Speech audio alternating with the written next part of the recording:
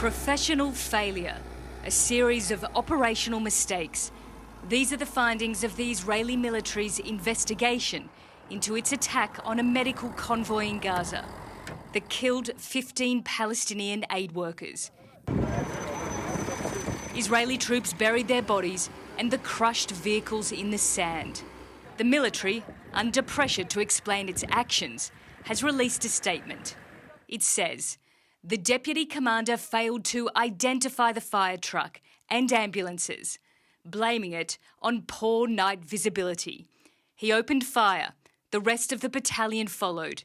He has now been dismissed.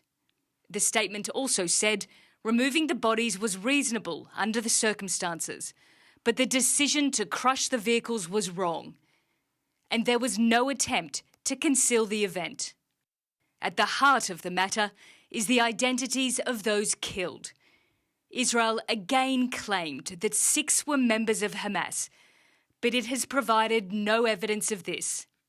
First of all, as the IDF said, and we've been gathering the evidence around this from the very beginning and taking our time to do so, is that 5 or possibly 6 members of the people that were in that ambulance have links to Hamas.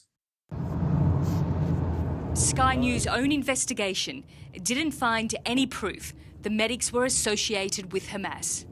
It was the video found on the phone of one of the medics killed that provided the first real evidence of what happened. It proved the convoy did have its lights on, and medics were wearing high-vis vests, contradicting an earlier statement by the military.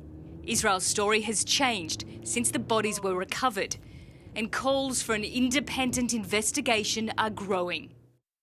There remains evidence that it may well be a war crime, and it's something that should be investigated as a possible war crime, and it should be investigated by the International Criminal Court, which is the only international court capable of conducting a criminal investigation into something like this. The report that's been produced may engender in some people the suspicion that it's a whitewash, and what Israel needs to do right now is to take steps to avoid that inference becoming a conclusion. In a briefing to journalists, the Israeli military said an hour before the convoy attack, it fired on a vehicle it thought was Hamas. It later discovered it wasn't. This investigation is no consolation for the families of the medics.